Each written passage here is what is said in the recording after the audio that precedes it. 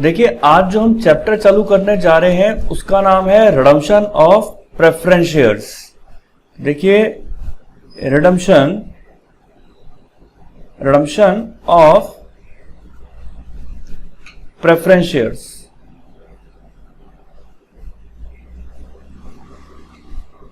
देखिए, redemption of preference share chapter को समझने के लिए हमें सबसे पहले यह समझना जरूरी है कि रिडम्पशन का मीनिंग क्या है। तो हम ये डिस्कस करेंगे कि रिडम्पशन का क्या मीनिंग है।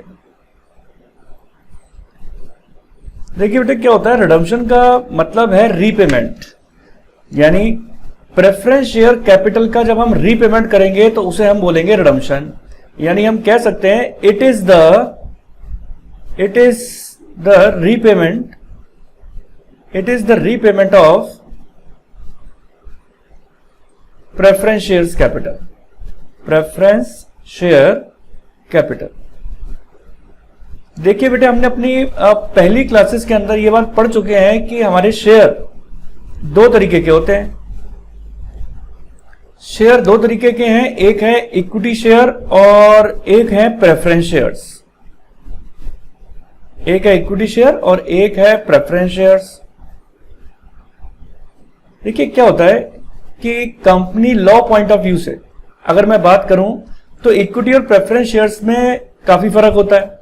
बहुत सारे प्रिविलेजेस हैं जो इक्विटी शेयर्स को हैं, जैसे, और कुछ ऐसे फायदे हैं जो प्रेफरेंस शेयर्स को हैं। अब जैसे प्रेफरेंस शेयर्स के ऊपर डिविडेंड फिक्स होता है, इक्विटी शेयर्स के ऊपर नहीं होता।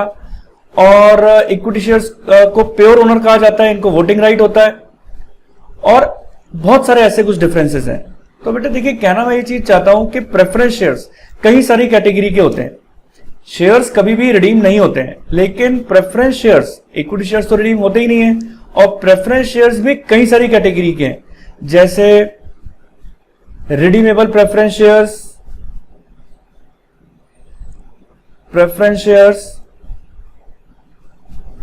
Irredeemable preference shares,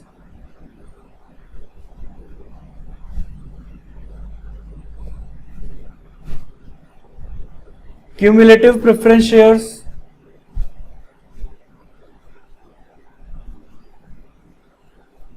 cumulative preference shares, non cumulative preference shares, non cumulative preference shares, और इसके बाद participating preference share, participating preference shares, और non participating preference shares, non participating preference shares. तो देखिए बेटे, क्या होता है कि आपकी रिडीमेबल नाम की कैटेगरी के जो प्रेफरेंस शेयर्स होते हैं, हम केवल उन्हीं को ही रिडीम करते हैं। बाकी जितनी भी कैटेगरी के प्रेफरेंस शेयर्स हैं वो रिडीम नहीं होते हैं। तो redemption of preference shares chapter को समझने से पहले हमें यह समझना पड़ेगा कि कंपनी एक्ट 2013 के अंदर सेक्शन नंबर 55 के अंदर प्रेफरेंस शेयर्स को रिडीम करने के लिए कुछ कंडीशंस दे रखी हैं। पहले हमें वो कंडीशंस समझनी पड़ेंगी, फिर उसके बाद हम ये देखेंगे कि प्रेफरेंस शेयर्स को रिडीम कैसे किया जाता है, किस तरीके से इसकी एंट्रीज होती हैं। तो चलिए देखते हैं। Before redemption of preference shares,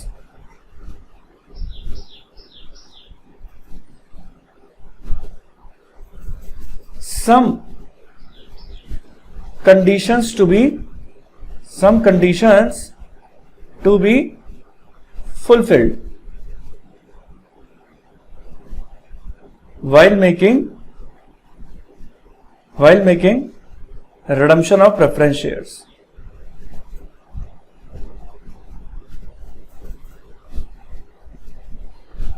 While making redemption of preference shares, according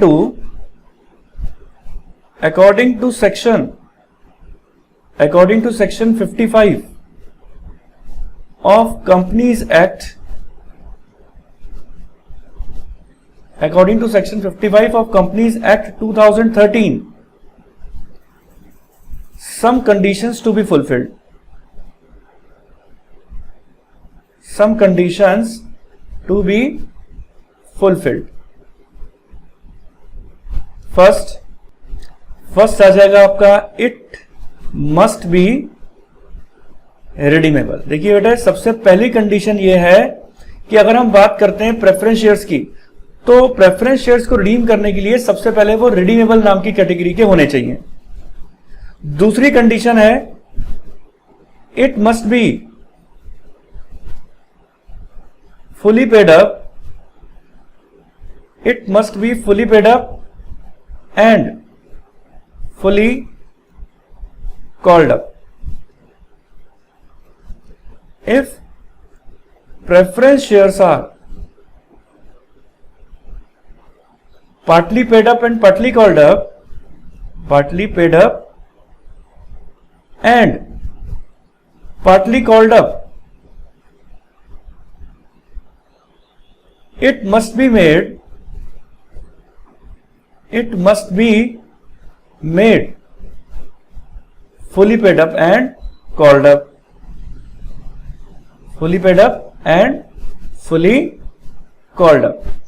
देखिए बेटे, इस बात में मैं आपको ये बात बताना चाहता हूं कि मान लीजिए आपका 10 रुपीज का शेयर है। 10 रुपीज के शेयर में अगर पर्टिकुलर शेयर होल्डर ने हमें 8 रुपीज ही चुकाए हैं, यानी 2 रुपीज कॉल्स इन एरियर हैं, तो हम प्रेफरेंस शेयर्स को रिडीम नहीं कर सकते। पहले उस शेयर होल्डर को अपने 2 रुपए जो कॉल्स इन एरियर के चल रहे हैं वो उसको चुकाने पड़ेंगे, और जब वो 2 रुपए अपने चुका देगा, यानी जब वो फुली पेड अप हो जाएगा, उसके बाद ही हम उसको रिडम्पशन कर सकते हैं।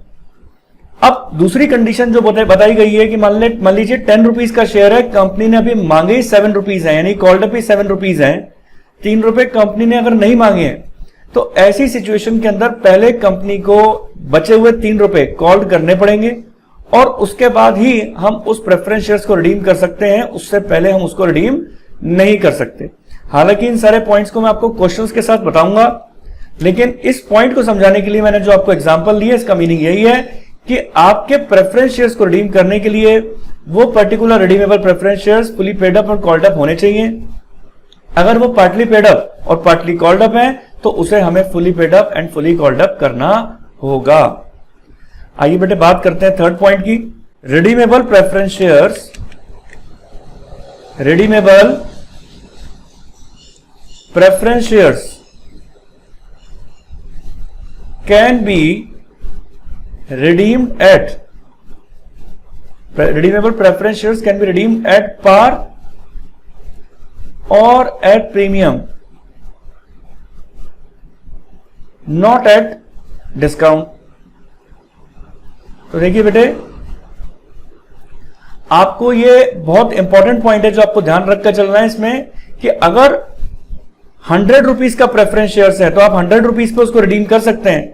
अगर 100 रुपीज का प्रेफरेंस शेयर्स है तो प्रीमियम पे यानी 110 आप रिडीम कर सकते हैं। लेकिन अगर 100 रुपीज का शेयर है तो आप उसके 90 रुपीज रिडम्पशन पे नहीं दे सकते, यानी रीपेमेंट करते वक्त आप 90 नहीं कर सकते, आपको कम से कम फेस वैल्यू या उससे ऊपर का ही रिडम्पशन करना पड़ेगा। यानी प्रेफरेंस शेयर्स कभी भी रिडम्पशन डिस्काउंट के ऊपर नहीं होते। तो ये था बेटे आपका सेक्शन नंबर 55 के अंदर कंपनीज एक्ट 2013 में जो आपको कंडीशंस दे रखी हैं। अब इसके बाद का जो मेरा टॉपिक है वो रहेगा सोर्स ऑफ फंड, कि प्रेफरेंस शेयर्स को रिडीम करने के लिए पैसा कहां से आएगा। तो मैं अपनी नेक्स्ट वीडियो के अंदर मैं आपको ये समझाऊंगा कि सोर्स ऑफ फंड क्या रहेगा, कैसे रहेगा। तो मैं उम्मीद करता हूं कि आपको मेरा ये वीडियो पसंद आया होगा। अगर आपको मेरा वीडियो पसंद आया, आप इसको लाइक करें, सब्सक्राइब करें, शेयर करें और बने रहें मेरे चैनल के साथ, ताकि मैं आपको अपने नेक्स्ट वीडियो के अंदर बता सकूं कि सोर्स ऑफ फंड्स के अंदर किस तरीके से हम अपने पैसे को मैनेज करते हैं प्रेफरेंस शेयर्स को रिडीम करने के लिए। Thank you.